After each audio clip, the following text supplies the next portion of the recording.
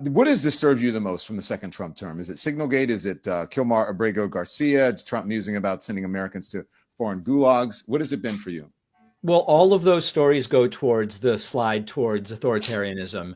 And, I've caught myself on my show saying things like the Constitution guarantees X. And then I go, wait a second, what does it mean to guarantee Yeah. something if you can just ignore it? And then there's no mechanism or infrastructure that actually has the teeth to enforce anything. So we're Right. having to kind It's of not come up. self-executing. Yeah. We have to come up with new language to kind of describe. And I kind of catch myself and I say, is meant to guarantee, right? Because that's a very different situation. All of these things combined with MSNBC and 60 Minutes should be taken off the air, the potential deportation of US citizens. I mean, all of these things go to what, unfortunately, we heard some of this stuff is only stuff he's saying. He's not really going to.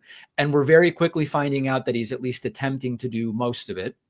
And now we're in the situation of saying, can we even go and say, no, the Supreme Court is going to ultimately, Supreme Court had a 9-0 decision about this deportation.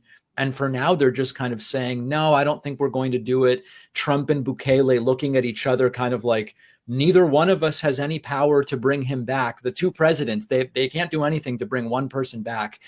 Then they're playing coy with, well, he would immediately be deported again, when really it would be, no, he would immediately be put back into the system, at which the potential deportation would be adjudicated, which is something called due process, which is the way it's supposed to go. So the top line for me is that all of this stuff is about the slide towards authoritarianism and the desire for it.